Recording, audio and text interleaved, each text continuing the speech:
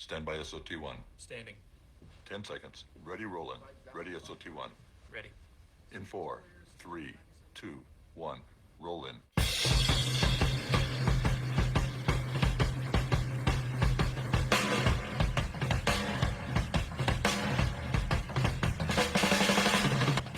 From legendary Uncle Studios in beautiful Southern California, welcome to another edition of Work Comp Matters, the central location for you employees, you employers, and of course, we haven't forgotten about you damn independent contractors. And now, here's this week's edition of Work Comp Matters.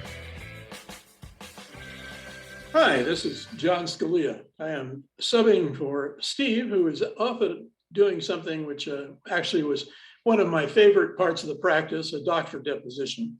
So Steve is actually doing workers' compensation while we're doing the podcast. So this is John Scalia, the substitute, and I'm the madman across the water, the socialist voice of reason. And since I'm the AirSat's Steve Appel, I will begin by doing his usual rant, although in this case, it's my rant.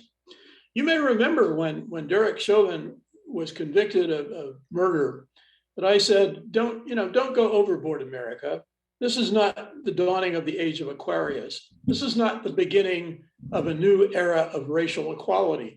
And I pointed out why I thought it was a one-off verdict and why it probably wouldn't be replicated really anywhere. And I gave you all the individual factors that made that trial unique and took it out of the realm of ordinary cop killing an unarmed person. Well, today we have proof that I was once again correct. And that is Kyle Rittenhouse was acquitted on all counts of murder. Now, I was watching CNN, and much to my surprise, all the talking heads who were former prosecutors all justified the verdict. I don't know if that's because they're afraid of riots or because they're just stupid. But the reality is that they were saying, well, in Wisconsin, it's just a question of whether you have a reasonable belief if your life is in danger. Really? So you're a 17-year-old kid, you bring a rifle across state lines to kill people, and all of a sudden you have a reasonable belief that your life is in danger, so you kill people? I find that hard to believe. I also find it hard to believe that there was not psychiatric testimony indicating that this doofus could not possibly have formed a reasonable belief for a reasonable person to believe that his life was in jeopardy. The other thing I said while the trial was going on, and of course, needless to say, that talking legal heads were too afraid to just explore this topic because, I'm not sure why. Well, I do know why. Most people don't have enough testosterone or cojones to actually talk about it.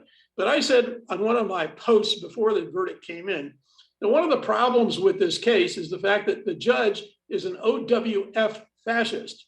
Now, OWF stands for old white, fool is the only word I can say on air, but we all know what the real F stands for.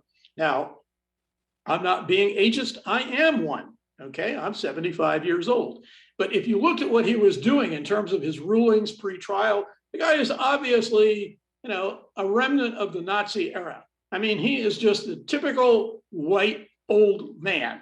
And his rulings were outrageous. And he abused the prosecutor. And again, if the prosecutor had any cojones, he would have, at one point I said, look, at some of those rulings, they should have taken an appeal immediately. They wouldn't have won. I understand that because I've done that. And the court's always saying, well, the case hasn't been decided, it's premature. So what? What you do is you lay the groundwork. You tell the judge, hey, judge, we're not going to put up with your crap. When you do this stuff, we're going to take an appeal. And guess what? It goes on your record. The mark goes down. The appellate court says, wait a minute, what's going on with, Judge Nutcase? And that's what happens. And that's what you should do. But again, the prosecutor didn't do that. And we have today another instance of the fact that America has reverted back to its old ways. Now, to bring it even closer to home into the work area, we have the case of Aaron Rodgers, the Packers quarterback, who bald-faced lied to the press and said he was totally immunized, by which he meant he had some voodoo treatment, which he thought got him immune to COVID. And of course, Aaron Rodgers is a regular genius. He managed not to graduate from junior college, somehow, because he could throw a ball, got into Berkeley, managed not to graduate from there, and knows nothing about chemistry, immunology, or medicine. But everybody says, well, wait a minute, he's a nice white quarterback. So guess what? This last week, he was back doing his job. Now flip to Colin Kaepernick, who's a black quarterback and who was one of the premier quarterbacks in the league. Oh, and his offense, did he break a law? Did he break a regulation? Did he endanger the health of anyone? Oh, no, he took a knee. But oh my God, he's a black guy taking a knee. That's outrageous. And so he was blackballed from the NFL by, again, a bunch of OWFs who are all white billionaires who own all the clubs. And they blackballed him from the NFL. He hasn't taken a snap since. So that's the difference in treatment between being a white quarterback and being a black quarterback, or being white in America and being black in America. I pointed that out back when the Derek Chauvin trial was going on. I said, don't decide that this is the epiphany, the coming to Jesus moment, that America is now going to be totally non-racist. I said, don't believe it for a minute. This is a one-off, and America will go back to its usual ways. And I think it has. Coach Les is playing the role of me tonight. So he's there on the mic listening to my rants. And I told him when I finished my rant, I would ask him if he had any comments on it. Coach Les, do you have any comments? Well, I think you and I come from different sides of the fence. So my rant might be a little bit of a different take. And for those of you out there that operate on the other side of the fence, I believe that the forcing people to get vaccinated for the pandemic is unconstitutional. I don't think my health has anything to do, and this pandemic has yet to prove statistics that are not made up or segregated in true fashion. To go to your point about segregation and racism, they do the same thing with statistics about COVID. So at this point, I don't believe the press. I don't believe Fauci. Every time I hear him, it seems like he's puking another lie out of his mouth.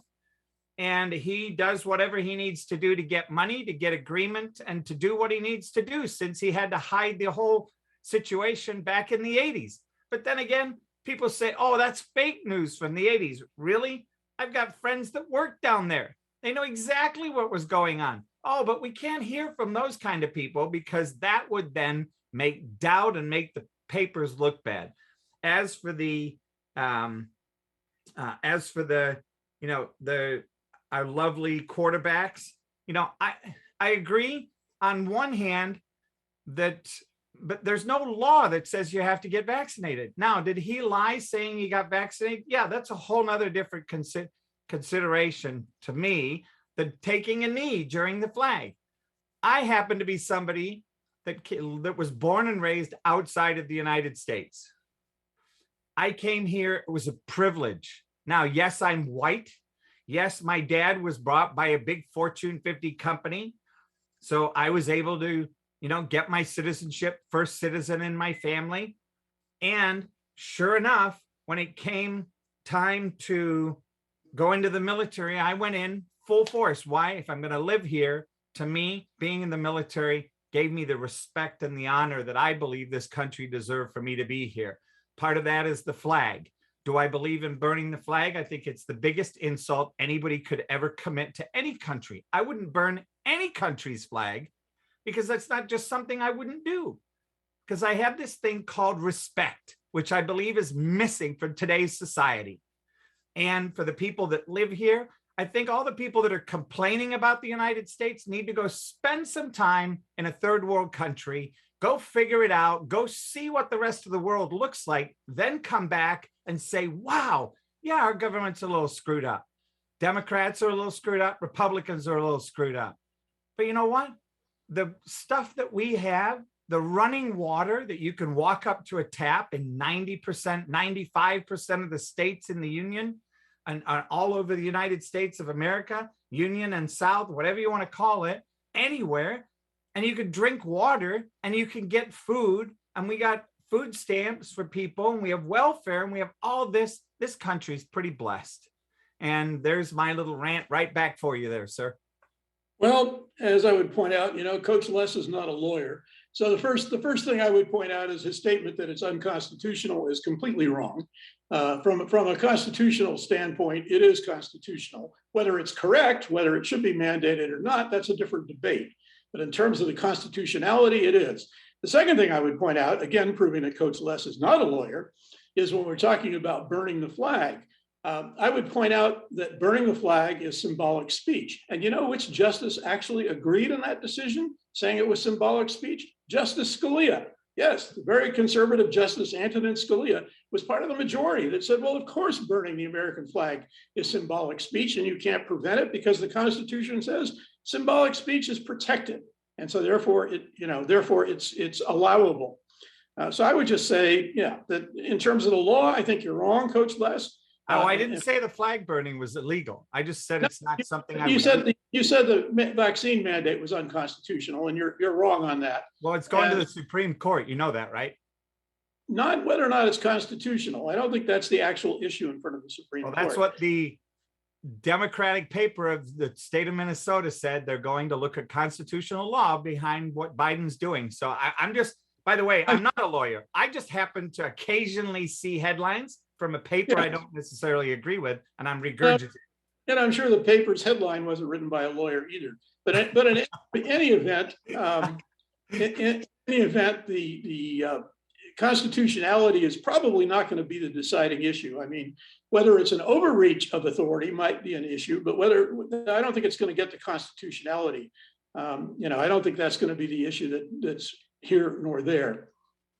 But anyway, and yeah, in terms of Colin Kaepernick, obviously taking a knee was symbolic speech, and obviously the difference in treatment between the way he got treated and the way Rodgers got treated is the difference between literally black and white. But anyway, we should get to the news. So to the first news item. I have to just say one more thing though, John, and that is, for me, watching football for 3 hours, and a friend of mine took and videotaped an entire game. He did it to about 5 games and cut them all down to hike to down, and they were less than 15 minutes. I believe that there's a lot of stuff that happens inside of a football game that is a lot more than about the football game and about a knee or any of this thing or legal. It happens to be all about how do we make money and who's going to make us money and what looks good and what doesn't. Well, I would say if you're a real American, you have to be a football fan. I mean, I went to law school at UCLA, and I went to all the games that UCLA played. And after I was an alum, I had season tickets, and I love American sports, and I've played them all. And in terms of service to the country, my family has generations of it. My dad was not an immigrant; he was born in New York City, and he spent World War II in a submarine in the South Pacific. My son was born in Los Angeles, and he went to West Point and became a Black Hawk pilot. And I personally wanted to go in the Peace Corps, but I was already on the CIA list. So the government said, you're not going to be allowed in the Peace Corps. But anyway, to the news. Go ahead and read the first news item, Coach Les. Well, for me, the first one that I wanted to read out there was the new suicide prevention hotline to include texting option. And as I was looking at it and looking at the story, one of the things that popped up was actually just below the story, and which kind of caught my eye, and that was sitting more and less movement linked to spike in depression and anxiety symptoms. And I think about that, and I happened to I had COVID, and when my wife and I had it, we continued our exercise regimen. In fact, we leveled it up, and we walked 3 times a day instead of once or twice a day. And, we were healthy enough. Even though we were sick, we were still healthy enough to be able to walk and get a little bit of exercise. We happened to be as some people would say, we happen to be the right blood type, because I'm O negative. Didn't have any impact. My wife was O positive and just lost her sense of taste and smell for 16 days. And it all came back, and it's not gone. Well, negative, and I think walking is only exercise for old people. Well, according to my grandpa, he's who lived to be 101, he walked 5 miles a day since he was 19 years old. It was something he did every morning and every night. And so I guess I'm just going to follow my genetic structure and do that. And then I lift weights and do some of that as well. But what I was, the point for me on the news thing that was COVID has really created a problem with depression, with being, and with solitude, with people sitting. Because I mean, if you look, I'm sitting right now. Now I have a desk that goes up and down, and I do my best a few times a day to move it up so that I'm standing. So I've got 4 screens and I move everything up, and my board is big enough behind me so I can write on the top part of it. But I really think it's something that is, we're going to start to see more and more of this stuff start to be recorded, right? Because we now have the COVID news is not as big a draw to people and not as big a draw to the media. So now they're starting to look at some of the other impact of what COVID has had on society. And one of the biggest things for me that I've, as a business coach and a life coach, because they're a little bit intertwined, has been the number of deaths from depression. And I was really frustrated in the beginning when they had no communication at all about, how much the suicide rate was going up in the first part of the pandemic. So there's my thing. And I think it's an interesting story, and I don't know what your thoughts are about it, John, but I'm going to throw the mic back to you. Well, right now, it's time actually for me to do the advertising part of our show. We're at the break. So remember that this podcast is brought to you by mancavepodcasting.com. That's Steve Appel's baby. And if you want your own podcast, all you have to do is talk, just like Les and me, and you can get it. And it's for a very reasonable price, and they will produce it, they will manage it, and it will be put in the cloud and be in the cloud forever. So, again, the number, Steve Appel's number for mancavepodcasting.com. Again, that's the website, mancavepodcasting.com. And the number is area code 818-357-4120. Again, 818-357-4120. Yeah, I think dealing with depression is definitely something that needs to be done. And it's obvious to me that isolation is something that Americans in particular are not used to. I think that's especially an American problem. They just need external noise, and they need external activity. One of the things is that even during the worst COVID shutdowns in Germany, all our parks are open. We may go to another one actually, but all our parks are always open. And I'm a runner, so I ran through the whole thing. And of course, there's plenty of media. And I'm an only child, and I'm used to being alone. So the loneliness was a little different for me.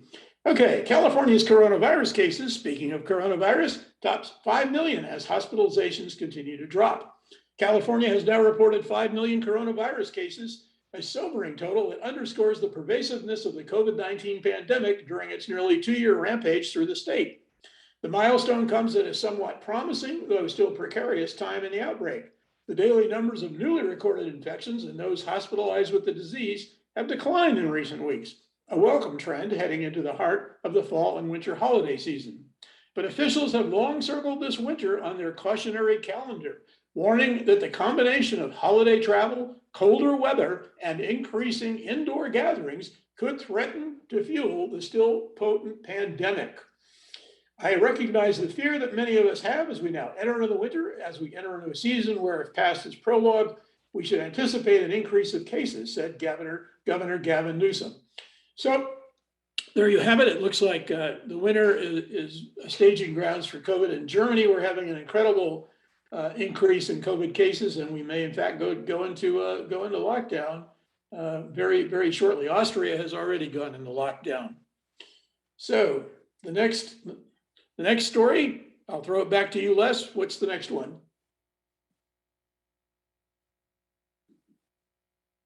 Your mic's off. Can't hear you. Next one off that was off for me was I just hit the wrong button there. Okay, I can do the next one.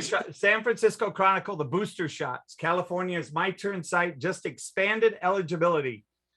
And the one right after it, The Hill. Fauci says all adults should go get boosted. And this is And I can't wait to hear you when you come back with this one, John, because I'm going to push every button that you have, I think. Oh, I don't think you can do that. I was a trial lawyer. But for me, I look at this whole pandemic and look at so much proof and so much of the stuff that I see. And I don't absorb data like some people. I hear this, go take a look at this article. I take a look at it from one side of the coin from friends, and I look at another side. And, I've got people are telling me, you look at Sweden and Finland and the Netherlands, and their curves, their pandemic curves are the same as the rest of the world, and they've been open the whole time. Now, I know everybody has an answer for that, to say, well, this is why, or this is why, or this is why. None of it's proven. They're just speaking out loud. And I want to consider, and this is me and my radical side saying, talk about a way to control a society is to force them all to get vaccinated, try and figure out a way to make it law, and try to also call people out. And when health for many, many years was supposed to be kept private. And now, not only that, but they came out with this vaccine so quickly and guess what? It didn't work because it's a virus. Think about that. Oh, gosh, guess what? It's not. It's kind of like the flu. Oh, no, it's not like the flu at all. It's like, oh, really? Well, don't they make a new flu vaccine every year? And that's a virus?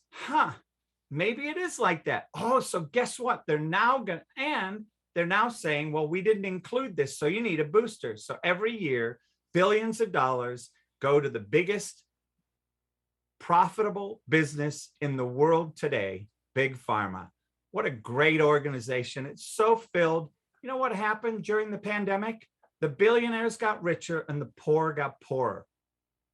Wow. Anybody look at that? I'd love to hear some financial people come and talk about what the pandemic did and how it's separating the people even further. Because guess what? Target, Walmart, Home Depot, Menards got to stay open. Mom and pop shop, who actually could probably do a better job of minimalizing people in the store and keeping it clean, were forced to be closed. I don't know, John. I don't know what you got to say about that, but to me, listening to Fauci telling people to go get boosted and more stuff about this vaccine, and it's just like more money, more money, more money. I'd love to see some of the pockets of some of the government and the governors and all these officials. Funny how we have thousands and thousands and thousands more lobbyists today than we did. I'm supposed to be the moderator. I'll interject here. Yes. And point out, you probably should have been Typhoid Mary's lawyer, because, you're doing a great defense of, of allowing people to spread disease and illness. And I would point out, if I had you on the stand, I would ask you what your medical credentials were in terms of immunology, epidemiology. I've cross-examined hundreds, almost 1,000 doctors, medical doctors. So I have a certain amount of expertise in medicine. But anyway, aside from that, I would say, yes, the rich have gotten richer, but that goes on all the time. Not so much in my country, Germany, where we have a socialist society and the poor aren't getting poorer. I mean, I remember an interview with the guy who runs Mercedes, who actually happens to be Swede. And they asked him, they said, well, your workers are out of work. Are they being taken care of? And he said, oh yeah. He said, they're basically getting all their wages because they pay like 50% of the wages. And he said the social system in Germany covers the rest.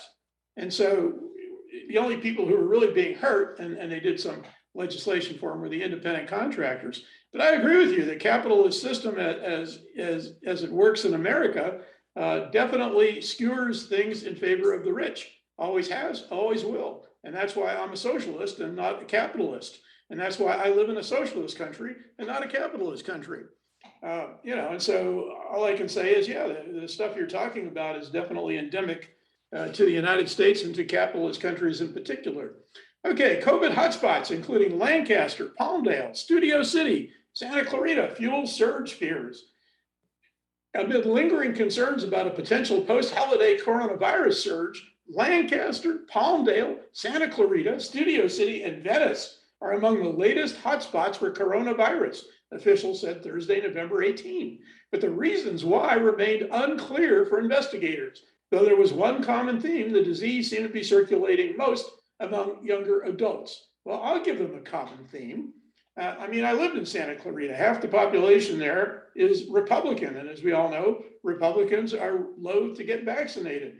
And if you look at, and the same is true for most of the other places mentioned, Lancaster, Palmdale, they're very conservative areas. Venice is a very mixed area in terms of race and income. So I don't know why they do have a lot of young people.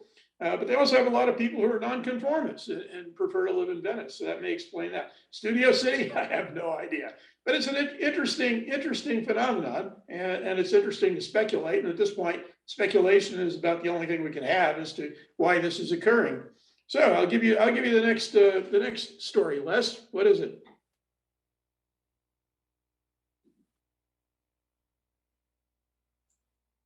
All right. Well, I think it's time for you to choose one because I keep choosing the little wild ones here. So, okay. I'll go to this one. Orange County Register: Marines and sailors who are refusing the COVID-19 shot will be discharged, and they'll lose some of their GI Bill benefits. Well, the only thing I can say to that is, I understand when and this is one of my biggest beefs with people coming out of the military that have a complaint about the military after having been in the military. When you go into the military, you sign your life over to the government. You become property of the United States government. And some people have a problem with that. Well, then guess what?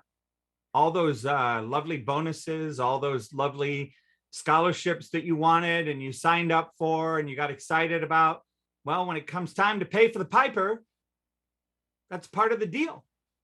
And then to blame the government and blame the things, well, guess what? Our government now is a government that says you got to get vaccinated because it's run by the lobbyists. It's no longer run by necessarily the most sane individuals that used to run it 30 or 20 years ago when it wasn't run by lobbyists and the government wasn't caused to be financed by big business and who's going to shake whose hand and who's going to put money wherever. So for me, when you're in the military, I look at that and go, if you're going to refuse the COVID-19 shot, you're going to get discharged.